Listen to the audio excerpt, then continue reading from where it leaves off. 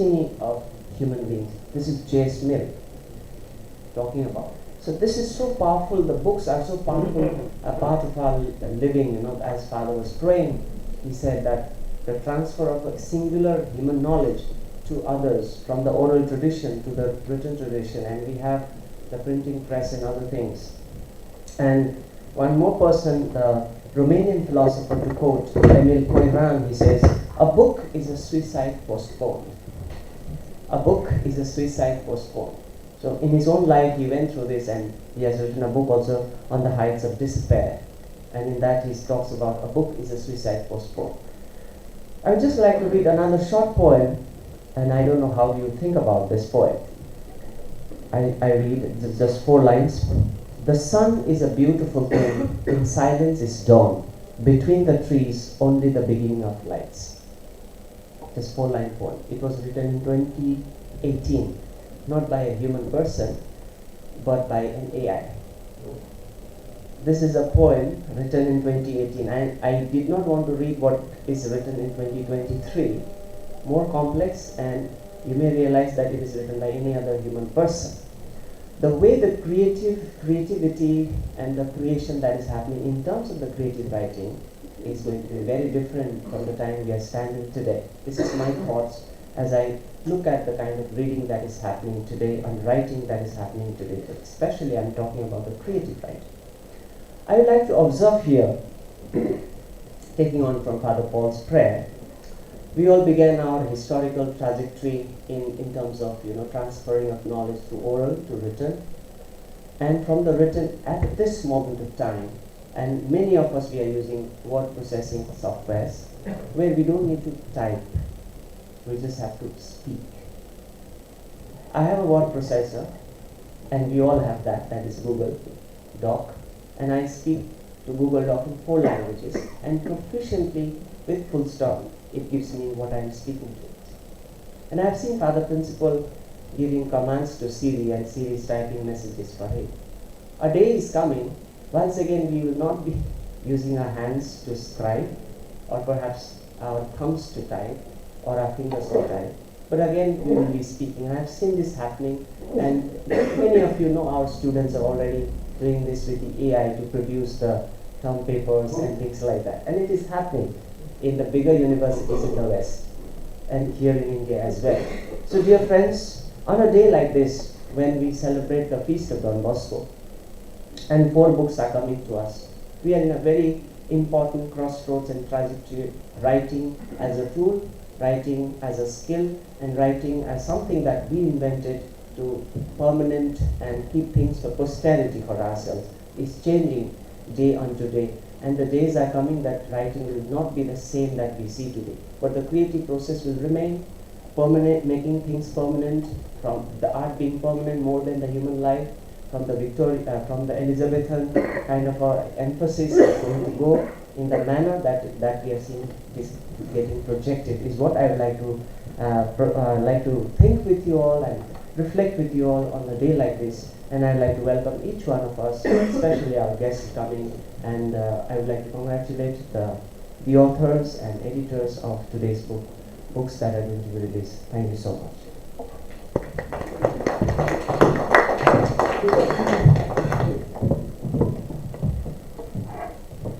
Thank you, sir.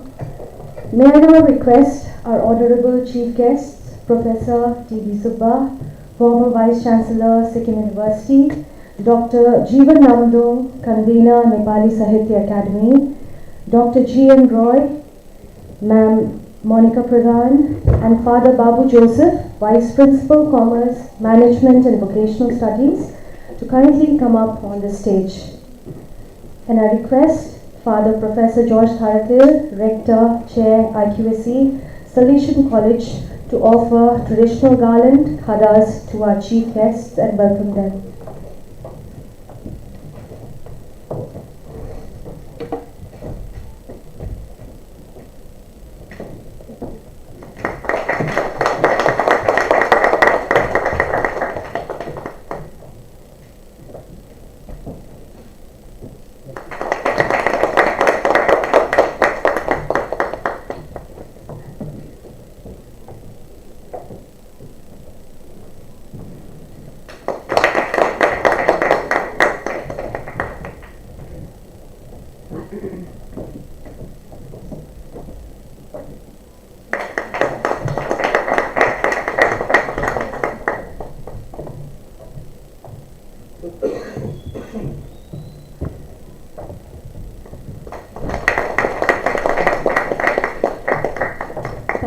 sir. Thank you, Father.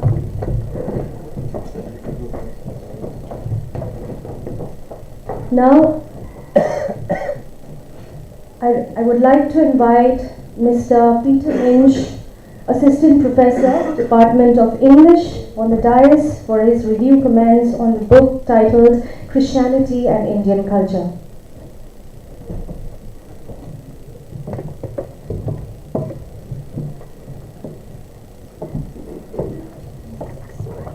Morning to one and all present here, respected dignitaries and my dear colleagues. In contradiction to the overwhelming popular perception, Christianity long preceded the arrival of our British colonizers. Christianity is purported to have reached the southern shores of India in 52 AD. Despite its roots set in India almost 2000 years ago, it is still viewed as a foreign set of beliefs alien to India and its culture. In the present, Christianity is sometimes solely viewed as a legacy of the British colonial regime. That is a very narrow and a limited way of looking at it. The book, Christianity and Indian Culture, edited by Father Dr. Saju Puttuseri, is a collection of 9 scholarly articles that challenge this limited perception of Christianity in the context of post-colonial India. It urges one to look into, acknowledge and consider how Christianity persisted and permeated into the local fabric of a multicultural and a multi-faith Indian society towards its benefit, and in time transformed itself into a new variety of its kind. The articles are contributed by scholars belonging to diverse disciplines like history, international relations, social work, sociology, education, fine arts and others. They bring to the forefront the far-reaching contributions of Christianity in the fields of education, healthcare, social reform, and socio-economic upliftment of the marginalized Dalit and the Adivasi communities. The primary focus of the collection remains on the role Christianity has played as an agent ushering in the Indian society to modernity. One of the key ideas which has received repeated emphasis is how the core tenets of the Christian faith, love for your fellow being, and equality of all human beings, became a basis for social introspection at first, followed by a social transformation.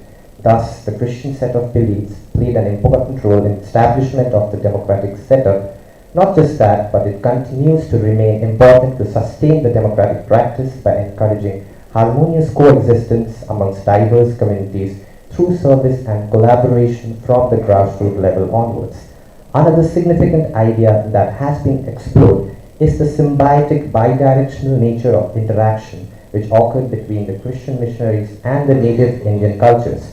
Many Indian social reformers who were Hindu were ideologically influenced by Christianity and the example set by Christ.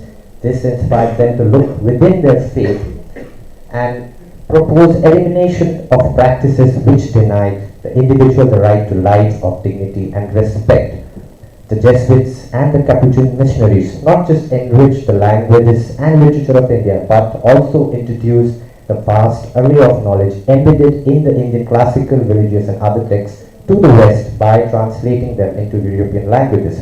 One of the articles actually brings into light how the church has also made efforts to embed itself within the Indian culture with the setup of Christian ashrams and Christian churches borrowing the architectural patterns and design of the Hindu temples.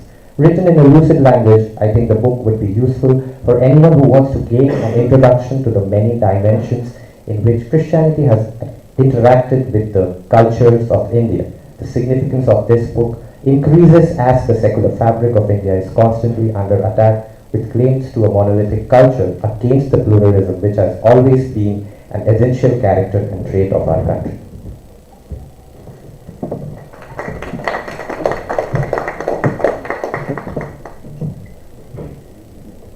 Thank you, sir. May I now invite Professor T.B. Subba, former Vice Chancellor of Sikkim University, on the dais to present his review comments on the book titled Democracy in Darjeeling.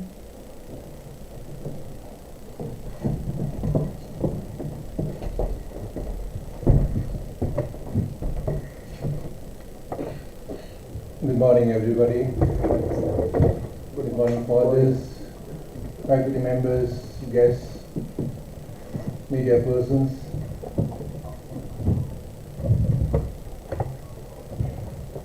Just a bit from this side. Otherwise, I'll get facing other people. Just for the sake of my. Thank you.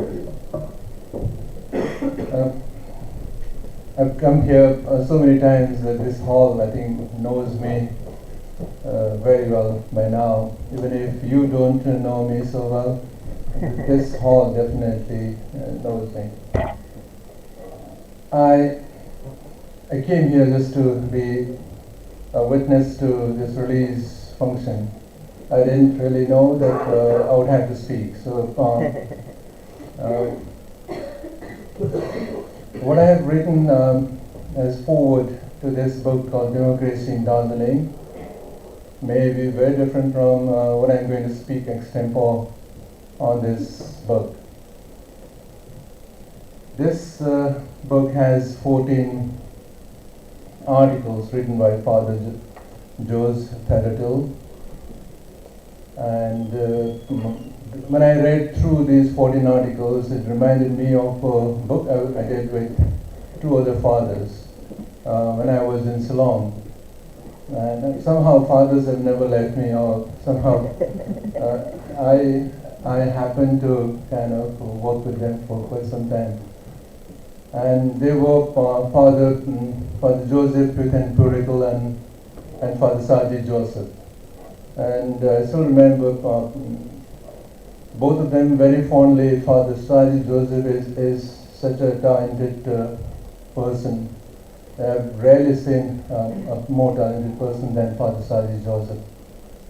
But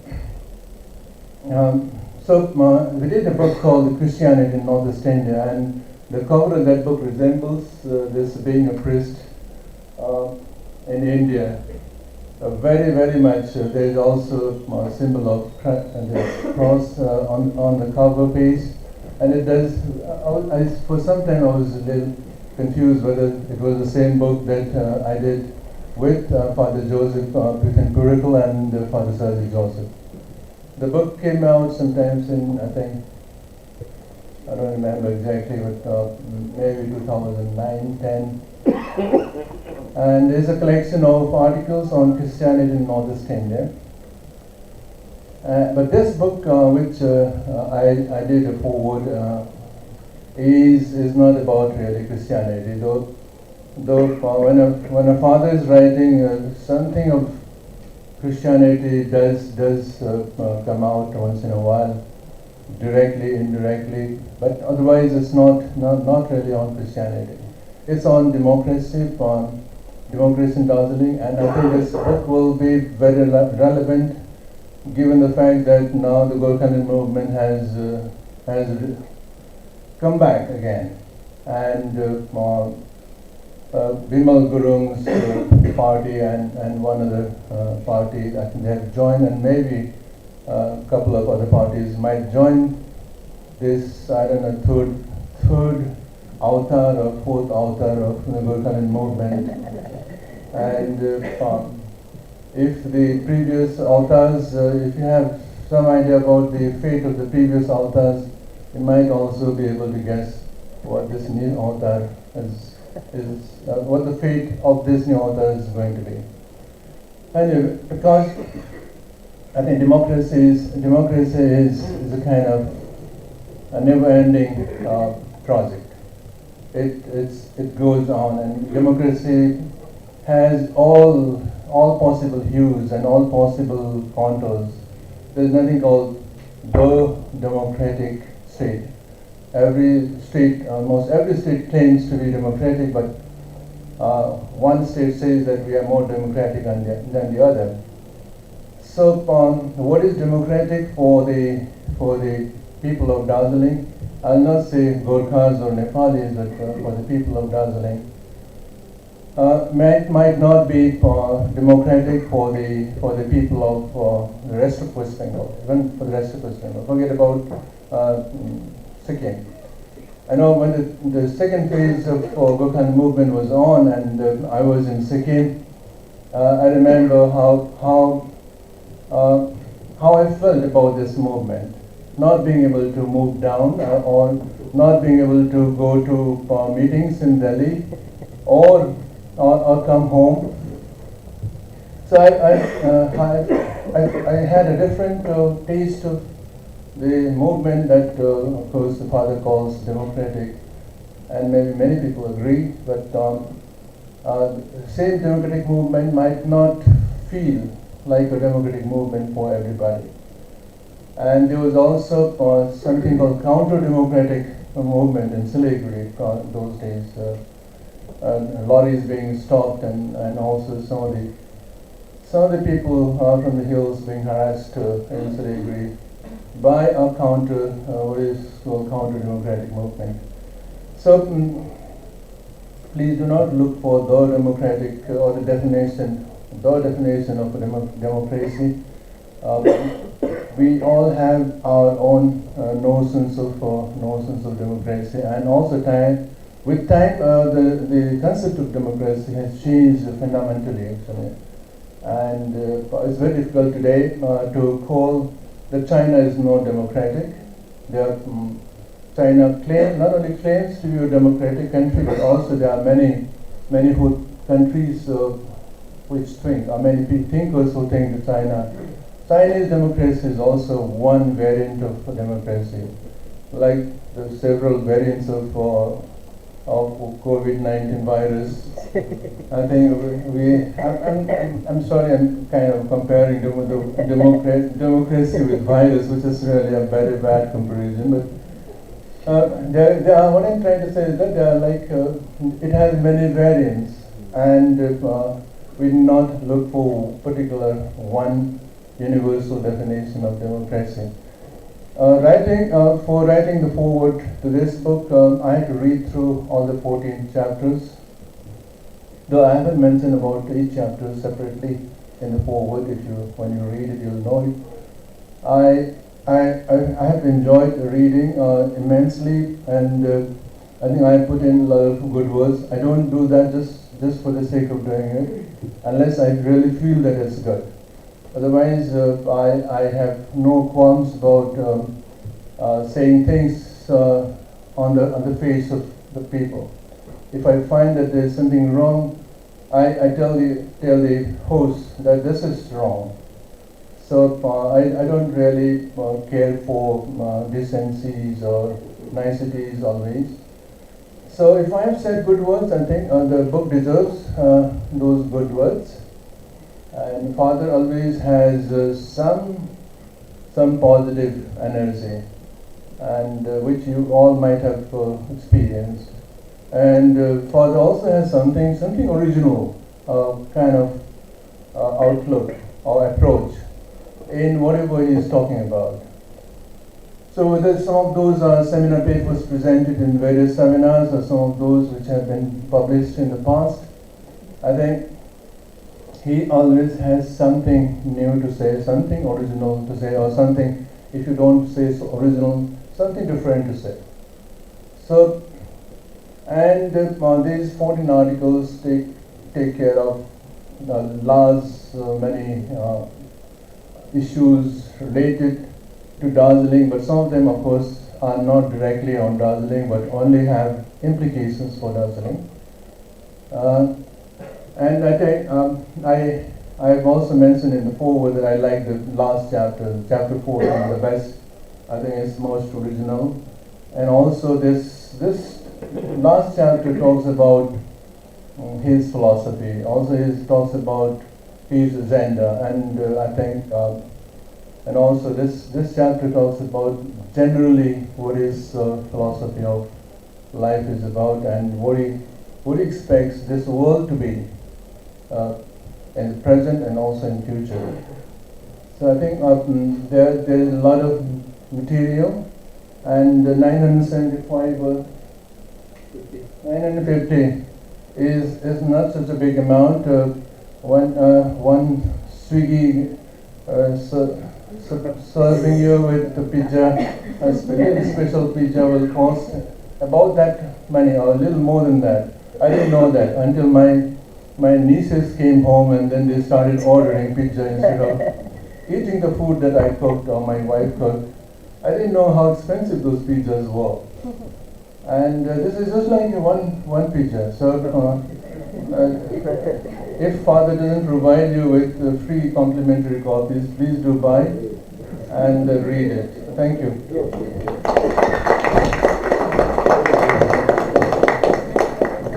Thank you so much, sir, for your intriguing review comment.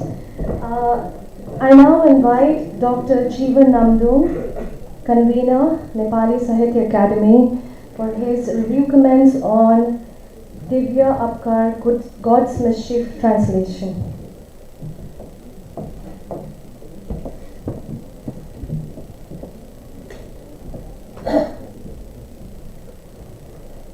Good morning, everybody. It's nice gathering here. So, I am given the duty to perform review comments on Divya Apkar, God's Mischief, translated into Nepali. I have forgotten everything, but I remember one thing all the time, that is Don Bosco once said, if you love, show in your action. So I have come to love you. So recently, day before yesterday, one thing happened, book release function was there in Shaulbari. Normally I used to speak, say, externally, but that day I got one lesson from one speaker, Dr. Sonam B. Wangal. He started his readings through his laptop. So first I see it is very much mechanical, sir. If you stand and deliver your speech face to face, that would be very much better. But it is high risk to speak, to give a lecture in this extent is high risk. He said, I don't know why he said so. So I have also taken this thing this one. He has given me the points. First of all, I should say, Father George, I consider him as a scholar of Nepali language also. He knows a lot of things about it. Now, he can't hide anything from his eyes, knows this and detail. So, this is so far I think, third book published from Sahitya Academy, is Divya Apkar. First of all, Linguistic Space in Darjeeling, that was published from Sahitya Academy, audited by Father George, Lalita and myself. And second one was Guru, Narayan Guru, and third one is this Divya Apkar. It took a long time to get market this book, but I don't want to go on with why this book became so late in publishing. I don't want to go to that time. It took a long time. Nearly it had to be published. It took nearly 4 or 5 years after the submission. The translation of God's Mischief, translation in English, Daivantite Vikritka in Malayalam. M. Mukundan is a very renowned fictionist writer in the Malayalam language, and at the once he became the convener of some Malayalam, representing Malayalam language. So the translation Daivanti Vikritika in the original, and God's Mischief in English, and Divya Apkar in Nepali. In Nepali is Academy Award winning novel by M. Mukundan, a famous Indian writer. Nepali translation of this novel is done by Dr. Father John Thalatin, published by Sahitya Academy 2022. This is his third book published by Sahitya Academy. In this novel, the writer means not translator, writer Mukundan. I am going to say about Mukundan first.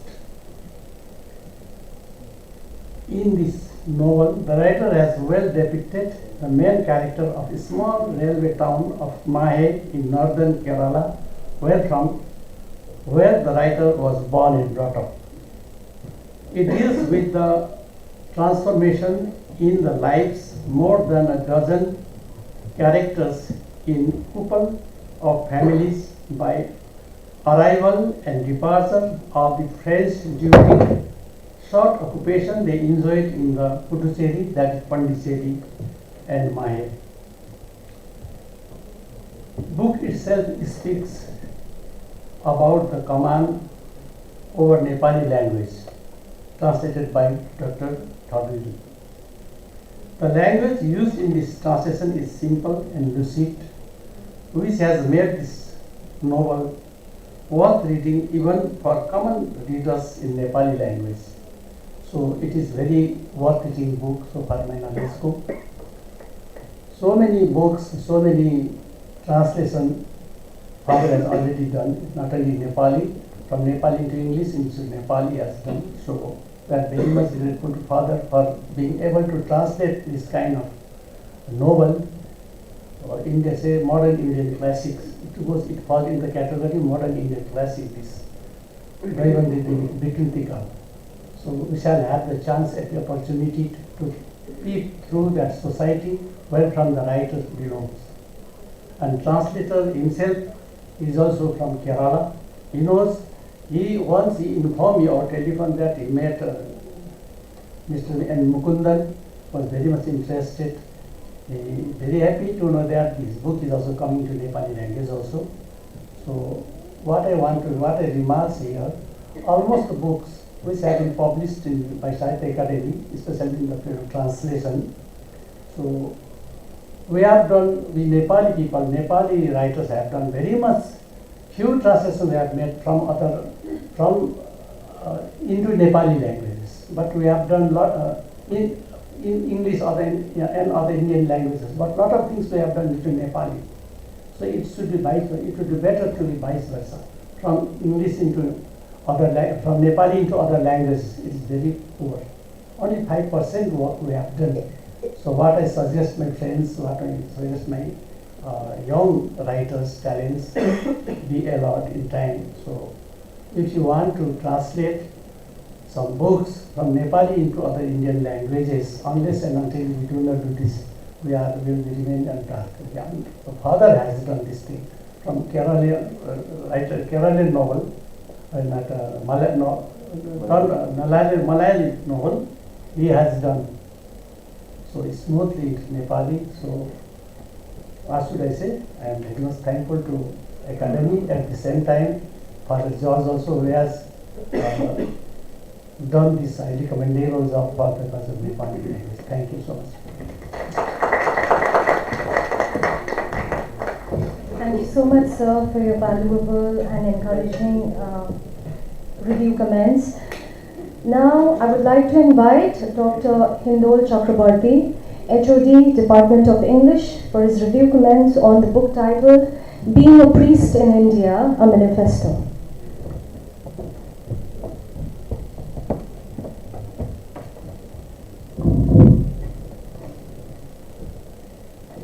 Morning, dear fathers. I'm wishing you all the happy feast of Father John Bosco today. This smile comes out of fear. Because I'm speaking of at the last position here in the panel and about the first book displayed here. So already a flux we are into. Thank you for the opportunity, dear Father, given to me. I'm very grateful today. I was actually dangerously curious, rather, to have a deep dive into theology and philosophy, and as a consequence, I disturbed Father Principal a lot to send me something, and as a consequence of that, I received a soft copy of this book, Being a Priest in India, a Manifesto, and I almost started to swallow it. And again, as a conscience of this, I came across to the fact and realized that this is not everyone's cup of tea. So, I will quote from the book before start talking very little things, because this book is so deep and the depth is almost fathomless, we can say. I'm quoting from Father. To be a priest is to respond to the concrete situations of one's country in Christ and with the Church. along with men of other faiths, to establish God's kingdom by liberating the oppressed and reviving the depleted earth. Thus, this book speaks of pluralism and non-dualism. I'm very fascinated about how Father presented the concept of plurality as hyphen Dvaita, that is the Advaita path in Indian classical philosophy, or non-dualism, we may say. Thus, identity, as we know, is a meaning that creates or rather makes an individual. Here I again quote from Father. This is from chapter 8 of the preface. My personal identity is spelled out in my being an Indian and Christian. Indian culture, as you know, truly gives us a sense of identity by not looking at theology and philosophy as solely two very different hemispheres, we may say. And that very unity creates our being, or rather our existence. This book is full of this very unity as its soul. Very significantly, the book has 3 chapters, and if we omit the parts or words after the colons here, they looks like this: Father, Son, Spirit. Together, the unified soul of Christian theophilosophical belief. And while reading along with the colons, they appear as chapter 1 looks like this: Father, colon, God, world, man. Chapter 2, Son, colon, Jesus Christ, pluralism, liberation. And chapter 3, Spirit, colon, church, priest, leadership. Again, after the colons, 3 words in each title. I can very clearly remember Professor G.N. Roy, a very old one of my academic guardians here in North Bengal. He was also there in a special class we were having with our PG students, and we were talking about modernism, postmodernism, and the pre-modern world. I normally draw one diagram on the board while I speak about these transitional points with like a Venn diagram. And whenever we look at the pre-modern society or pre-modern civilization, the center had always been God. And when the modernism came, the human emancipation, the emancipation of man came, the center was shifted from God to man. Here, as man, we are referring to both men and women. And the postmodern, as a structure, has earth or world as its center. From that connotation, the first chapter especially, where Father writes that Father, colon, God, world, man, is very significant from that point of view. And as me, Peter Minser is also here, Gaichan sir is also here, we teach literature here, we deal a lot with drama and dramatic performances on stage. In drama, or on stage, in case 3 people standing together, talking to each other together, it signifies a crowd. That means, again, plurality or non-dualism. One of the pioneer theological philosophical thinkers of Bengal, Sri Ramakrishna Paramahamsa, one of his most famous utterings, we may say, was Joto Mot Toto Pot. How many ways you have, that much of intensity, that much of beliefs or ways that you have. Lastly, as myself edit and work on the physicalities on my own book and own music videos, I'm very glad to see how beautifully the book has been built physically. The book has been made distinct, clear, and aspirant look that it has. It was Father's dissertation when he was doing his bachelor's in theology, and it was made in 1991. At that time I was just 1 year of age, and I'm very glad that it's a very pleasurable thing for me to speak of such a unique work after 32 years here. Father's ornamented writing style is something that I have always been a huge fan of from the very beginning, and this work is again not and exceptional. Last but not the least, dear readers, I hope that everyone will read these books. I already mentioned it is only 400 rupees, by the way, not even 950. Even an Armenia biryani costs more than this here in that Siliguri. Last but not the least, dear readers, this book is not at all an easy read. Because truth, the book journeys or quests toward a meaning that is truth, which is absolute, and truth is always a hard thing to find. Thank you. Thank you so much, Hindol sir, for your valuable review comment. Now we will move on to the next segment of the program, and that is the book release event. Now I invite Dr. G.N. Roy to kindly come up on the stage to release the book titled Christianity and Indian Culture, and hand over the first copy to the editor of the book, Father Dr. Saju Puttiseri, Vice Principal, Deanery of Arts and Humanities.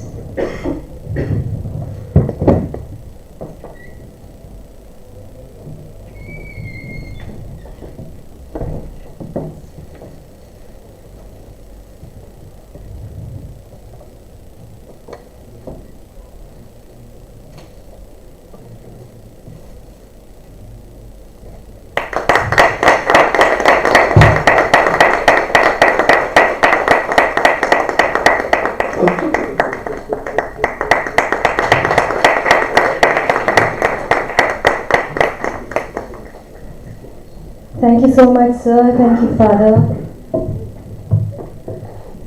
Next, may I now request Professor T.B. Subba, former Vice Chancellor, Sikkim University, to kindly come up on stage and release the book titled Democracy in India, and hand over the first copy to the author of the book, Father Professor George Tharathil, Rector, Chair, IQAC, Salesian College.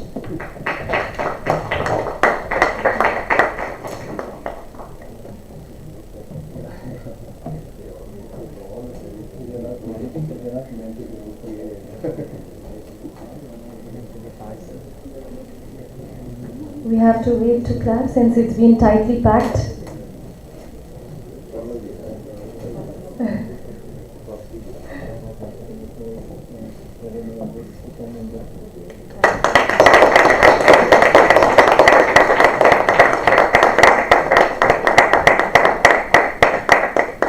And now I request Father Professor George Tharathil to hand over a copy of the book to the reviewer of the book, Professor T.B. Subba.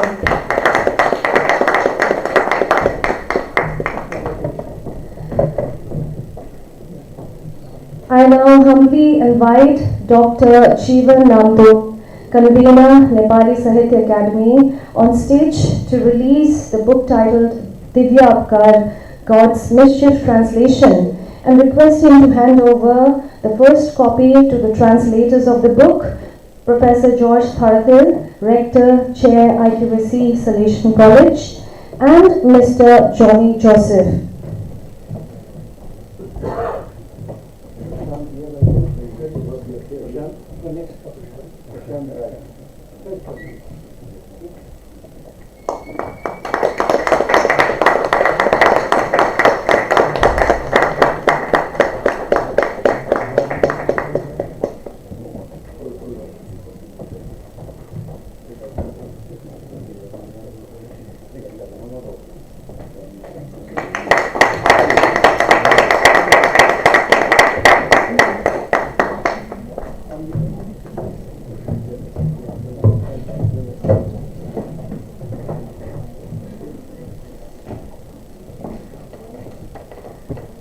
Now I request Father Babu Joseph, Vice Principal, Commerce, Management and Vocational Studies, to come up on the stage and release the book titled Being Priest in India, a Manifesto, and hand over the first copy to the author of the book, Professor George Tharathil, Rector, Chair, IQAC, Salesian College.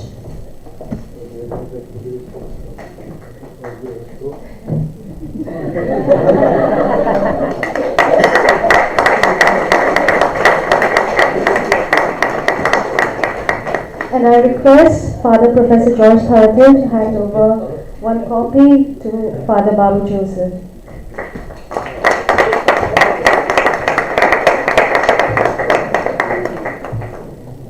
I'm wearing this cap because I have cold allergy. AC is running. Otherwise, I will be sneezing and giving you a lot of COVID. Thank you. Now I give this time to Father Dr. Saju Puthuseri, Vice Principal, Deanery of Arts and Humanities, and invite him on stage to give his reflections as an editor of the book Christianity and Indian Culture.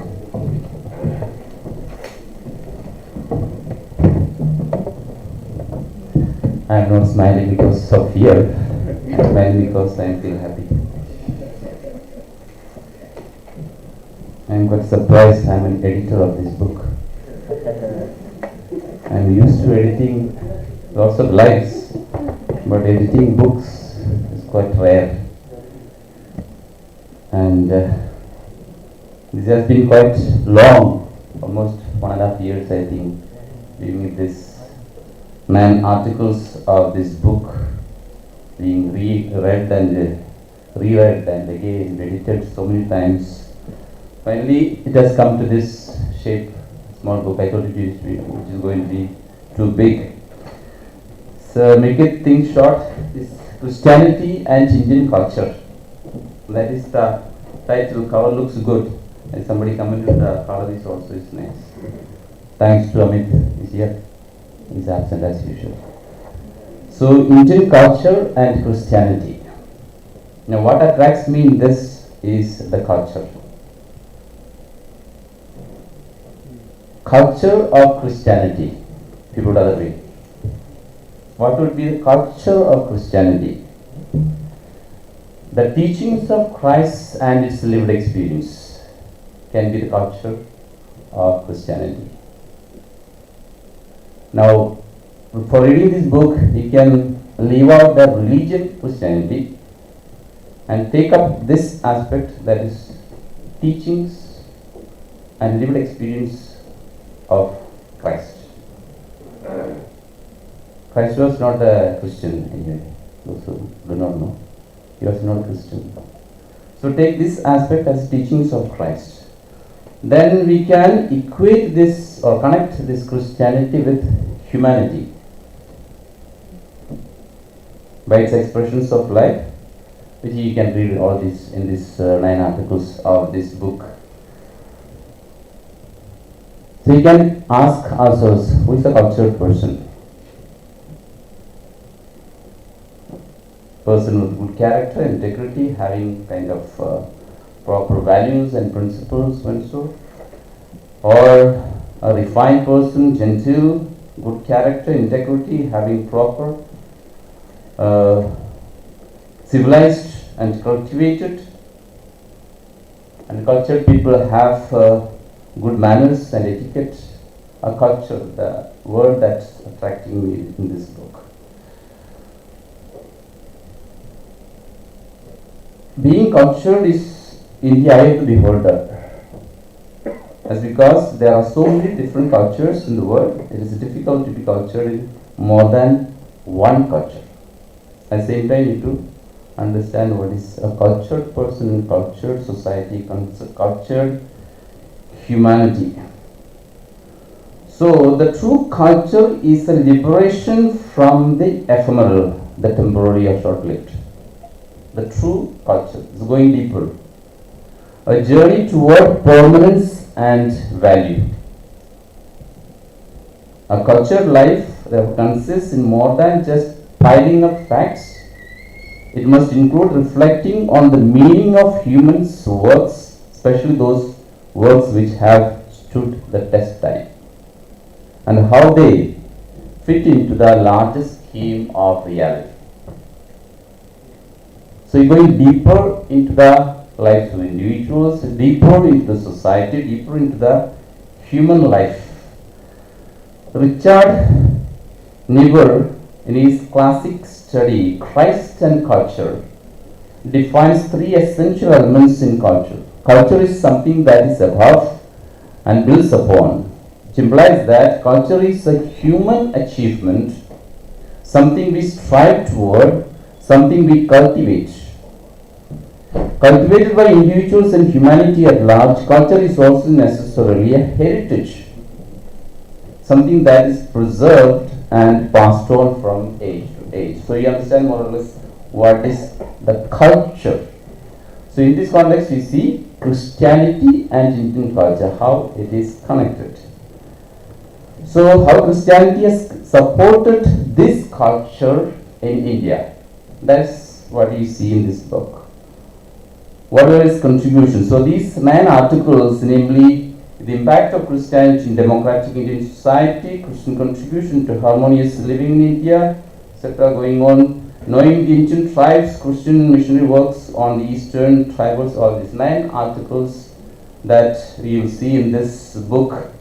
The content can be summarized in just like this. Christianity has had profound effect, significant impact and pervasive influence on Indian culture. It has been an integral part of Indian culture since the 1st century AD.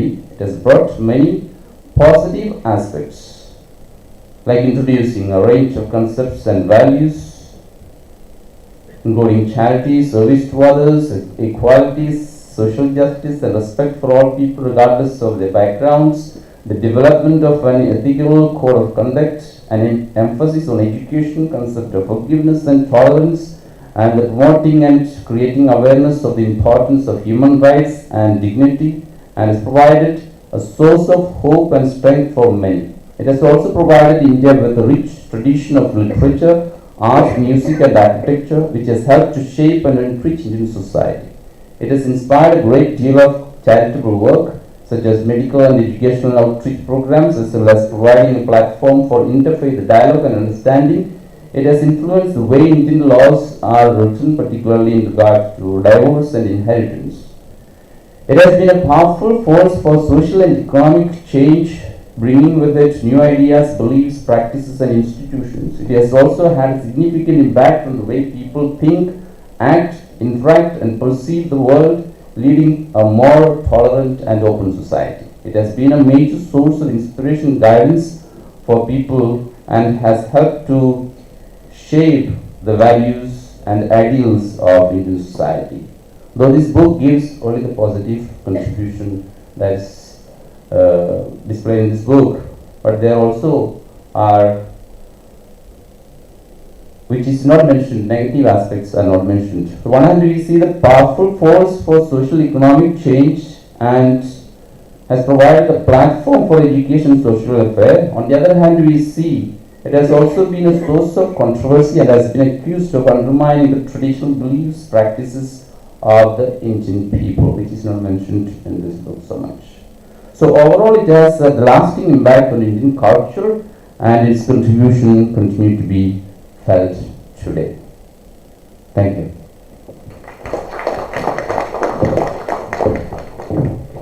Thank you, Father, for your insightful reflection. May I now invite Father Professor George Thorathil, Rector and Chairperson IQAC Salesian College, to give his reflections as an author of the books Democracy in Darjeeling and Being Priest in India, a Manifesto, and as a translator of Divya Avkar, God's Mischief translation. I have 3 minutes and then 9:30 we are supposed to conclude. I just mentioned to persons who made it in the address, Madam Meena Lama for being here today with us, and Father Reverend Albert Tottingal for being here today with us. Thank you. And all others here. So,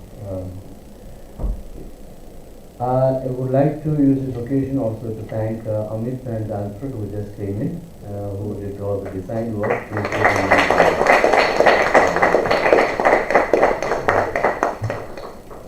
Coming to the translation work, of course I can, I did the cross-checking between the original Malayalam and every word of the Nepali that was translated. But you might wonder how a 400-page novel could be translated with all else that I had to do, and that's one reason why it took 4 years plus. And secondly, I was helped by the Nepali department in Canada. I had asked him to be here with us today. Prashant Rai, you know more about it, but he's on research leave. He, along with a few friends of his, did. And we believe in Tradition Translation Center in a native speaker and the targeted language sitting together and doing translation. We did that for it also for Ivy Rise, which is yet to be published. So it was something like that of a group translation, and Gyalchen who has joined us newly from Bhawanipur College and part of Sentil of Yadavpur, with which we also did collaboration of Saindanda Sukta on translation of Christ, Tagore's writing on Christ, from Bengali to English to Nepali.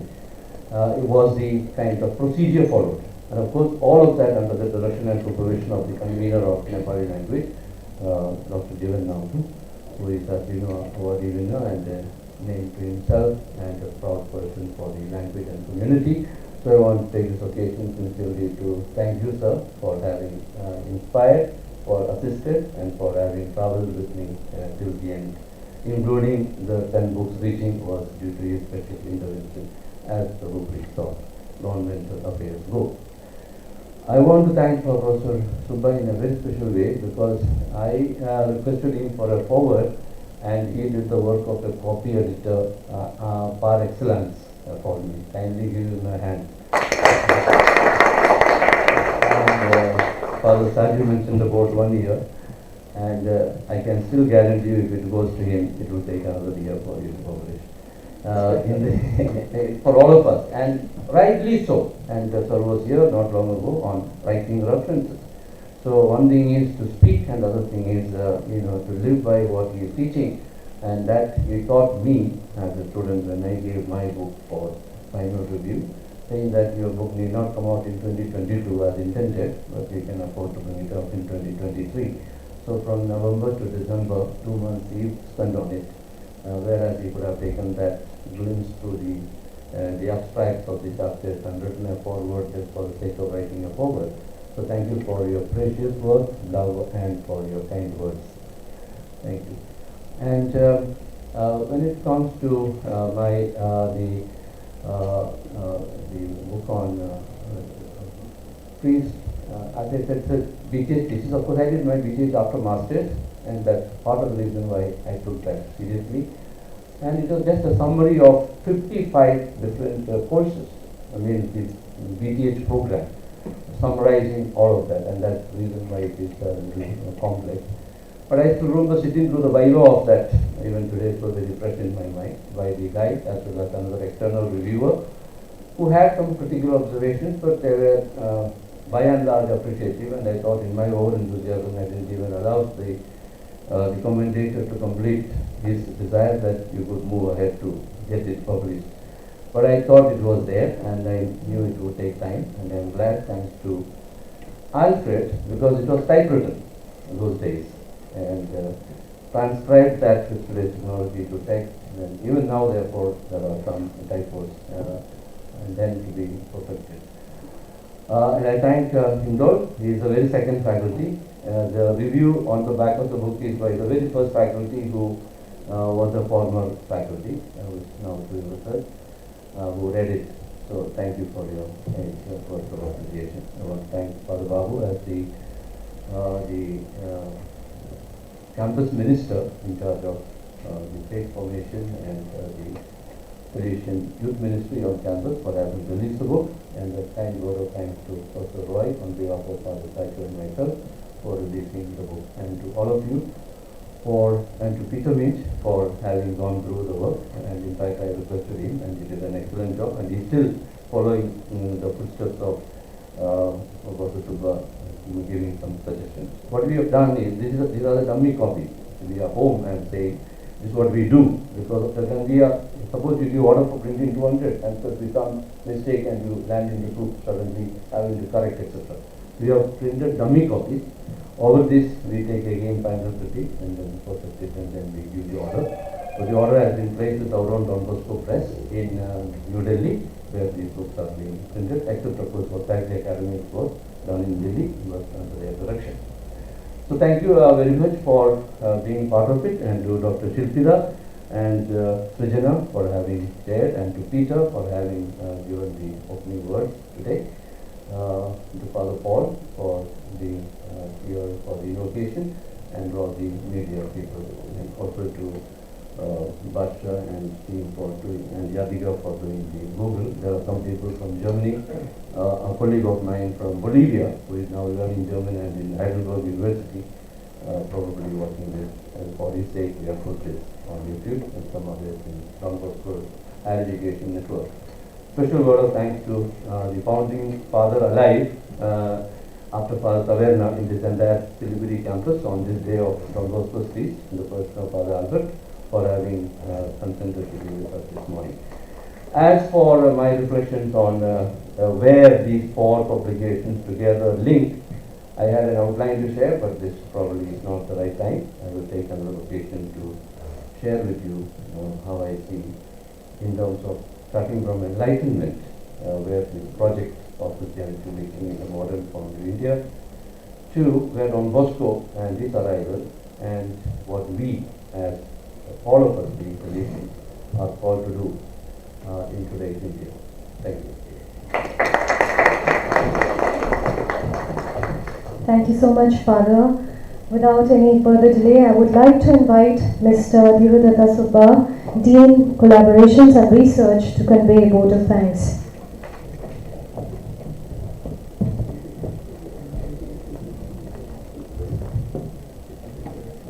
Honorable guests, respected fathers, and my colleagues, our Father Principal has already done the vote of thanks. So I thought I instantly change it. I will change it to congratulatory message, okay?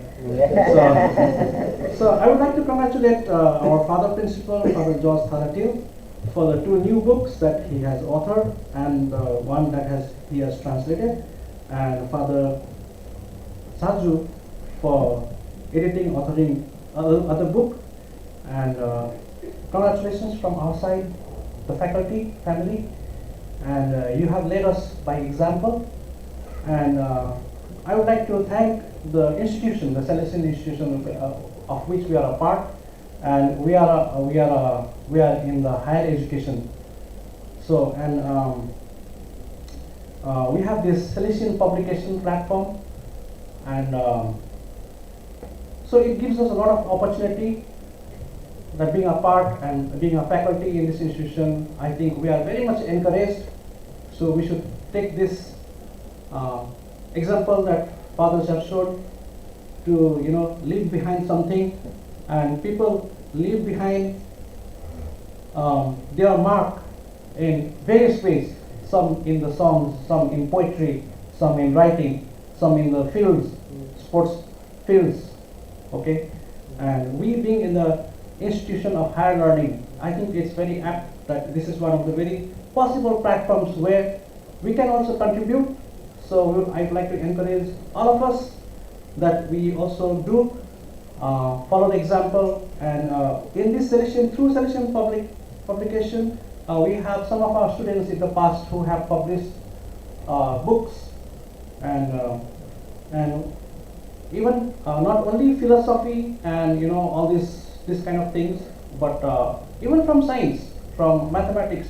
A book on metric spaces has been authored by our own dear faculty Subhajit Paul, and it was published last year from the Salesian publication. So there's a lot of opportunity for all of us. So let's take it forward, and I would like to really appreciate and thank the institution and the management of the institution for giving us this platform, and we are a part of this family, and the love that we receive every day. And it's a wonder that the people from the southern tip of India, Kerala, coming over to this place in Darjeeling Hills, and then showing love in action, not just by words, in action. So I would like to also appreciate one context came in the conversation. Dr. Namdung was mentioning Nepali. So many Nepali books are not translated yet in other languages. I would like to bring to this attention that our Father Principal, again in his initiative, he had convened a gathering of the scholars of Bengali community and Nepali speaking Nepali writers, and then in Sonada there was a workshop where all the turmoil during the days of the political turmoil, whatever the people wrote from both sides, they didn't get to read or hear or know about each other in those days. All those were translated into each other's language, from Nepali to Bengali, Bengali to Nepali. So I think it must have been a wonderful experience, Father. So I mean, again, once again, I would like to congratulate Father for taking such kind of initiative, and we are under, that kind of a leadership. Thank you very much. Thank you very much.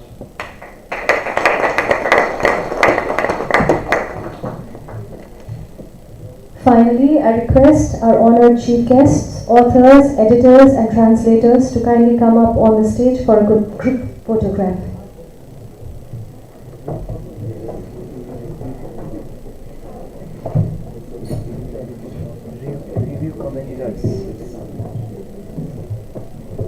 And I would also like to invite the review commenters to kindly come up on the stage.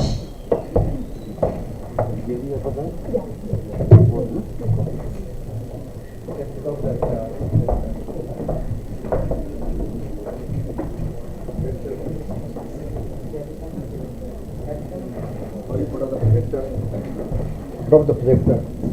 Light is falling on. Done. Good.